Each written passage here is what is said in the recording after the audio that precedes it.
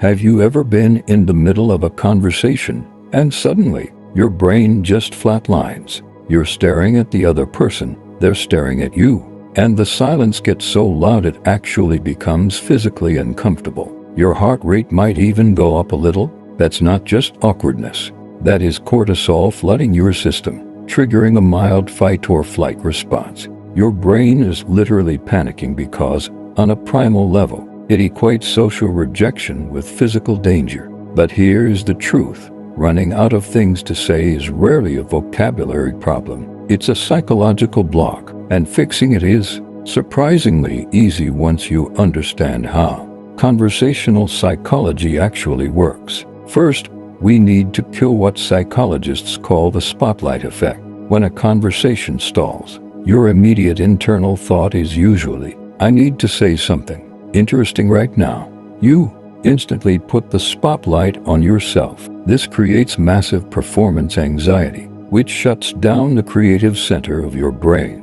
To fix this, you have to flip the spotlight. The absolute best conversationalists in the world aren't the most interesting people in the room, they are the most interested. When you shift your goal from sounding smart to figuring out who this person actually is, the pressure completely vanishes. You stop being a performer and start being an explorer. So, how do you practically keep the words flowing? You use a technique called conversational threading. Listen closely, because every single sentence someone says is packed with different threads you can pull. Let's say someone tells you, "I just moved here from Seattle because I really needed a change of pace." Most people just say, "Oh, cool."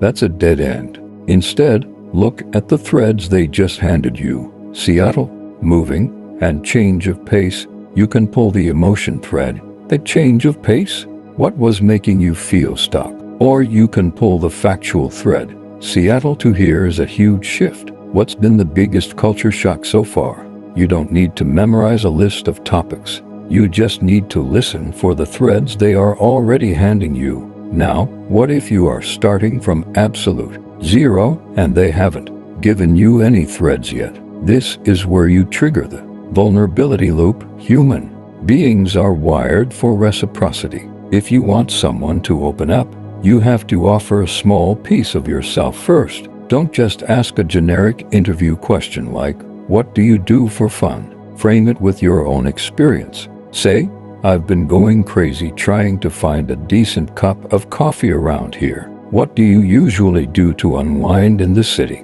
By sharing a minor struggle or a personal opinion first, you subconsciously signal to their brain that you are safe to open up to.